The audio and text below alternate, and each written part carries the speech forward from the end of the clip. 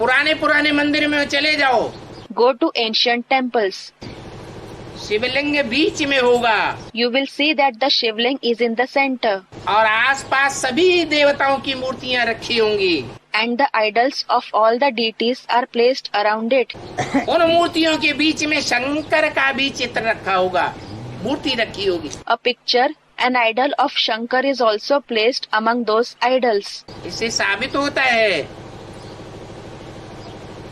कि चारों ओर बच्चे बैठे हुए हैं This proves that the children are sitting all around और बीच में उन आत्माओं का बाप and the father of those souls, Shiv ज्योति बिंदु शिवलिंग रखा हुआ है। Shiv, the point of light, the Shivling is placed in the center. वो हम सबका बाप है। He is the father of all of us. हम सबको आकर के अपना परिचय देता है, He comes and gives all of us his introduction. बताता है He says, कि बच्चे मैं तुम्हारा बेहद का बाप हूँ। Children, I am your unlimited father. 84 के चक्कर में In the cycle of 84 births, तुमने 84 जो बाप धारण किए वो हद के बाप हैं। the 84 fathers that you adopted are the limited fathers. उन हद के बापों से तुम्हें हद का वर्षा मिलता है।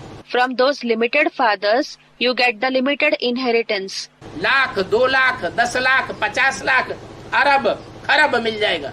You will get the inheritance of 100,000, 200,000, million, 5 million, billions. लेकिन एक जन्म के लिए मिलता है, वो भी पक्का नहीं कि मिले न मिले। But you get it for one birth. That too, it is not sure whether you will get it or not. लेकिन मैं तुम्हारा बेहद का बाप तुमको बेहद का वर्षा देता हूँ। Whereas I, your unlimited father, give you the unlimited inheritance. वो कौन सा बेहद का वर्षा है जो बाप आकर के देते हैं? What is the unlimited inheritance that the father gives when he comes? ऐसे तो दुनिया में बहुत बड़े बड़े बाप हुए हैं। In fact, there have been many great fathers in the world. Christ Christians का बाप है। Christ is the father of the Christians. Christians उसे फादर कहते हैं। They call him father. Mohammad मुसलमानों का बाप है। Muhammad is the father of the Muslims. Guru Nanak सिखों का बाप। Guru Nanak is the father of the Sikhs. Shankaracharya सन्यासियों का बाप। Shankaracharya is the father of the sannyasis. Mahatma Buddha बौद्धियों का बाप। Mahatma Buddha is the father of the Buddhists. ये कितने बड़े बड़े बाप हो गए हैं दुनिया में, They are such great fathers in the world जिनकी बड़ी बड़ी जनरेशन फैली हुई है दुनिया में। whose generation has spread in large numbers in the world. चीन में, जापान में, बर्मा में, मलाया में, तिब्बत में कितने बौद्धि फैले हुए हैं। So many Buddhists are spread in China, Japan, Burma, Malaysia and Tibet.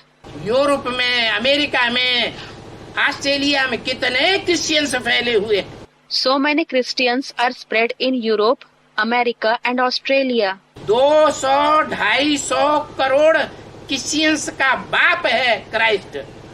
Christ is the father of the 200 to 250 crore, that is 2 to 2.5 billion Christians.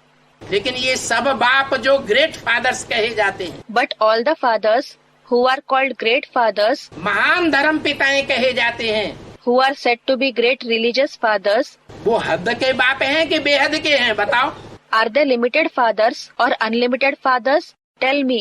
क्या कहेंगे उनको? What will they be called? Someone said limited. क्यों? Why? अरे Arey, 200-250 crore मनुष्यों का बाप, the father of the 200 to 250 crore human beings, Christians का बाप, the father of the Christians. वो हद का बाप हुआ? Is he a limited father? ये बड़े बड़े जो धर्म पिताएं नाम गिनाए, The great religious fathers whose names were mentioned, ये हद के बाप हैं कि बेहद के बाप हैं? are they limited fathers or unlimited fathers? क्या हैं? What are they?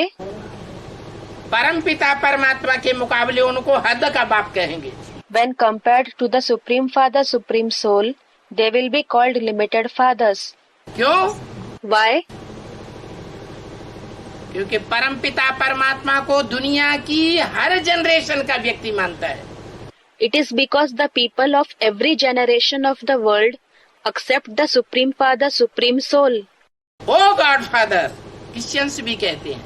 Even the Christians say, O God the Father. मुसलमान कहते हैं ओ अल्लाह,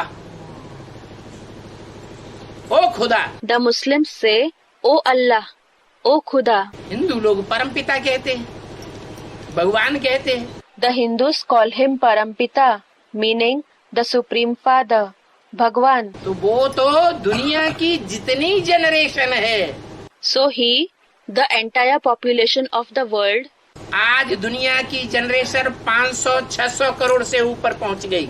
today the population of the world has exceeded 500 to 600 crore, that is 5 to 6 billion. 500-600 crore generation का वो बाप है. He is the father of the population of 500 to 600 crore. इसलिए वो बेहद का बाप है.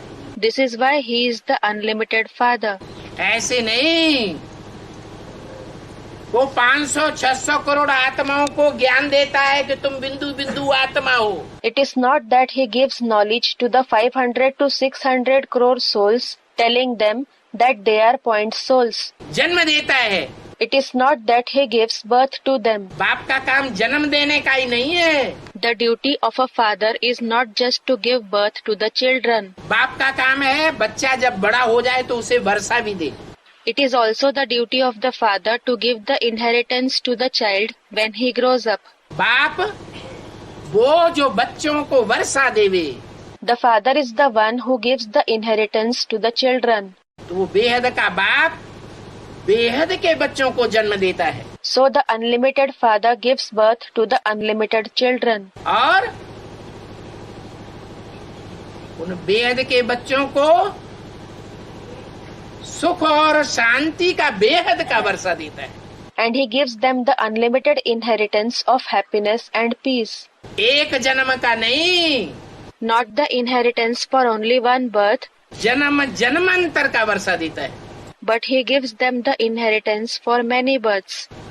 वो धर्म पिता है. इब्राहिम, बुद्ध, क्राइस्ट, गुरु नानक, मोहम्मद, शंकराचार्य, ये कोई भी स्वर्ग नहीं बना पाते.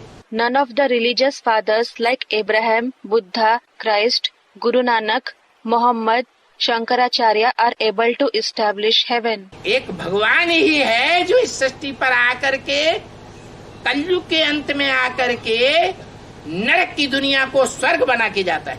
It is only God who comes to this world at the end of the Iron Age, makes the world of hell into heaven and then goes.